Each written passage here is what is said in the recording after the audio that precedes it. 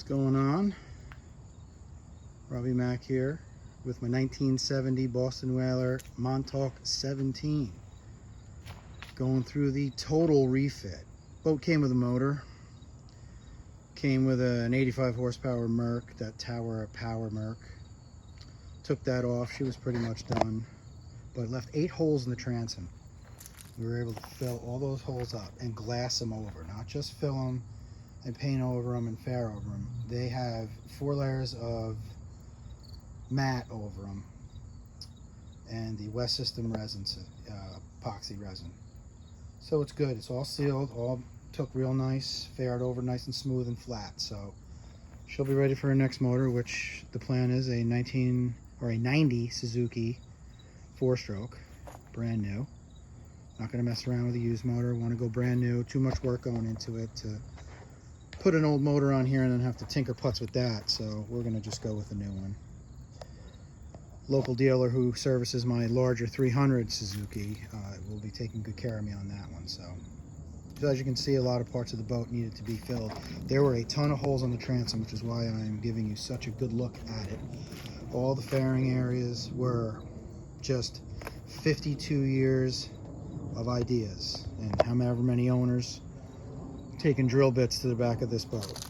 Fortunately, transom was dry, structurally sound, no cracks or any crazy structural concerns, just holes, which we filled in, glassed over, did our fairing, sanded, did more fairing, sanded, did more fairing, sanded. It is absolutely true what they say: when you restore a boat, you will sand, and do more sanding. But the end result hopefully will be a good one. As you can see, the rub rail, I filled in every single rivet hole when I removed the rub rail, and we'll be putting a new rub rail on this. I just wanted to start fresh. My plan is to take this boat and basically turn it into a blank piece of paper, start over and redesign her the way I want her. I don't know specifically what kind of Montauk this was. It appears to have had a console in it, probably the old wooden one that you see on those Nosets and Eastports. Very good friend of mine has an Eastport with the wooden console.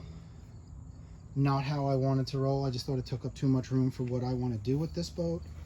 I had a 17 Montauk years ago, and it was the Currituck model, which, if you're familiar with the different types of Montauks, the Currituck is the one with the mahogany bench seats, the very low console. It's basically a skiff in every sense of the word, you know, not a center console, which my buddies, you know, it's a skiff, but it can pass for a center console because of how it's set up.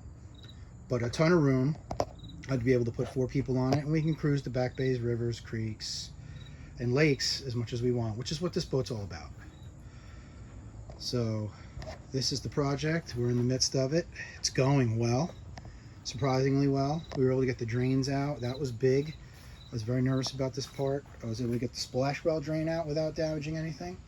And more importantly, the drain plug drain, which is a 14-inch copper pipe.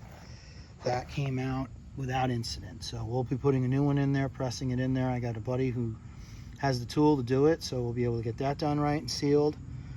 That's a big deal. So these will be done as soon as I'm done painting the hull, and we will plan on priming tomorrow. So just wanted to get a little video, show everybody what it looks like in the most basic stage. She's just a hull right now.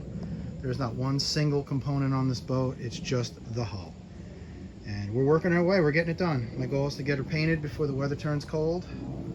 And then we'll be able to order the interior, install that, and then it's install steering, install the tank, and then really it's all about going and getting a motor at that point. So I will do another video when we get some more progress. I'm not going to do step-by-step videos. That's just not what this is about. I just wanted to, for my own record keeping, do a video of what we look like at this stage. Basically, hull prep for painting, which obviously is one of the biggest steps, if not the biggest, because it involves so much filling and sanding and fairing, and you know, it's like repeat. Fill, sand, fair, repeat. Fill, sand, fair, repeat. It's been the process, and so far so good. All right, so until next time, we'll have more for you later.